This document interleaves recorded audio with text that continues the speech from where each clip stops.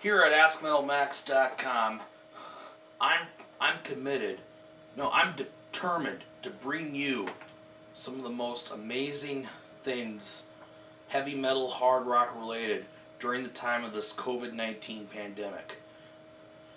Seeing as how live concerts are pretty much put on hold for a while, I decided to use this opportunity to debut a brand new feature on AskMetalMax.com called Metal Max Rewinds. And some of the rewinds rewinds mean, classic albums or even classic concerts, probably dating all the way back.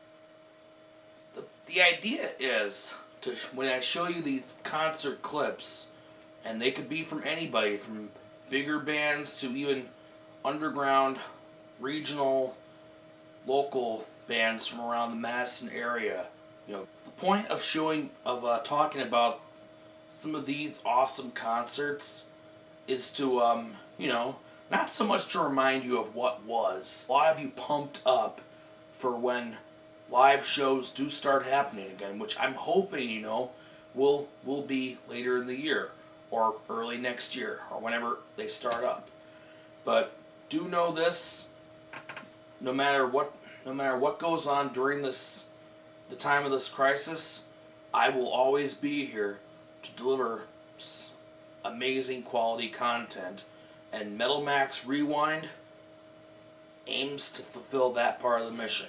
With that being said, the first rewind feature we're going to present to you this week is a review of the last ever Alice in Chains concert with Layne Staley, July 3rd, 1996. Now, before I show you a couple little clips of some of the best highlights of the concert, let me tell you that, yes, indeed, it was the last ever performance of Layne Staley with Alice in Chains. But the performance is also significant because, Layne still pretty much already affecting him. But he could still belt out an awesome performance. It also helps to know that that Alice in Chains at the time were the opening act for the reunited Kiss, who had just reunited with Peter Criss and Ace Frehley at this time. And if anything, the shows were very well received.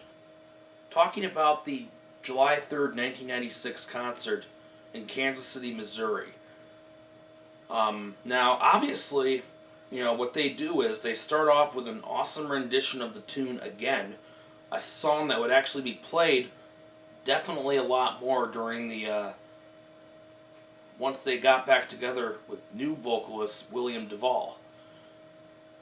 But Again was actually performed several times with Layne Staley, including in this concert right here. In fact, I'll play you just a small little tad bit of it.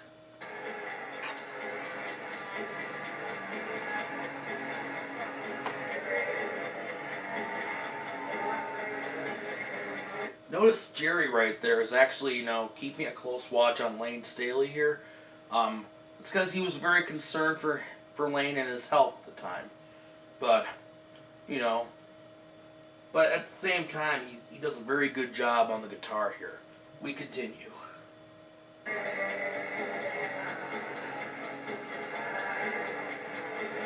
His vocals are pretty good too, by the way. That was the best thing about Alice in Chains, is the dual vocal harmonies between Layne and Jerry.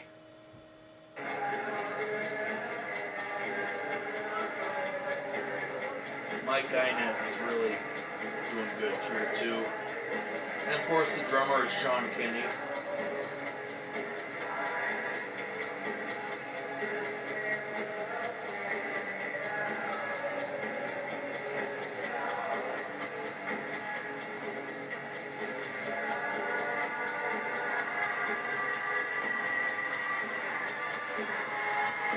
Now, if you look at Layne Staley here, again, he sings passionately here. He's very awesome at it. But if you look at his body right here, you can tell that the years of heroin usage had really caught up with him at that point. it's just sad to see him like that, but at the same time still give a memorable performance, even if he didn't move around as much.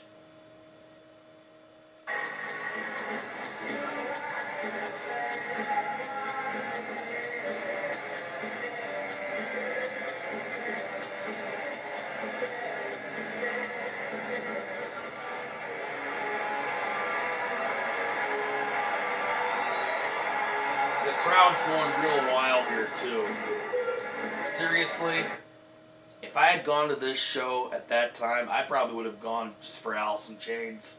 I mean, I'm not saying Kiss is a terrible band. They're great too, but Alice in Chains, in my opinion, just really stole the show here that night. Let's move a bit forward into the concert here.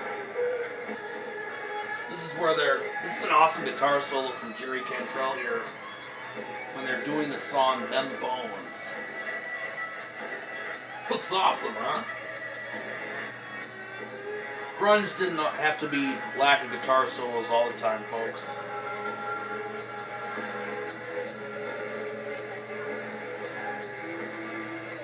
Sean's doing an awesome job here.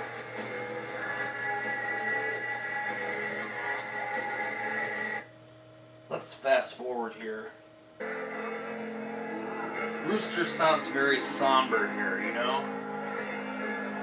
It also helps to remember that months earlier, they did the amazing MTV Unplugged performance. And I'll be covering that in a future edition of Metal Max Rewind as well. So be on the lookout for that. Alright. Now here's a good funny part towards the end here where... Now here's the part where Sean Kinney gets up on stage and attempts to sing the song Beth from Kiss. I mean, just watch and you'll see how funny it actually is. Serious, really.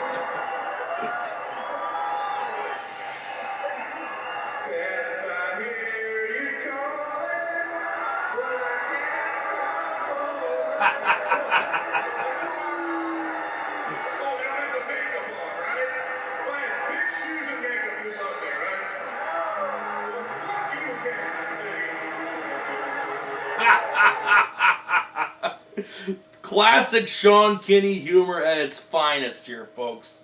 Anyway, the whole performance itself is amazing. You know, again, Lane still had it vocally at that time. Sad thing to tell you, though, is that shortly after this show was done, he did overdose on heroin, and while he did recover, Alice in Chains wound up having to go on hiatus for another long stretch, only reconvening to record 2 final tracks with Lane for the Music Bank box set. And sadly, 2002, he wound up dead in his Seattle apartment. But Lane was such an amazing singer. So anyway, that's my Metal Max Rewind of the week. Tune in again in the future and you'll see quite a bit more. I'm hoping to get some local band footage to show you at some point soon, but the bottom line is, you know, keep supporting the artists, keep supporting getting their merchandise, and know that when this pandemic ends and things slowly begin to go back to normal, you need to get out there and support these bands because, you know,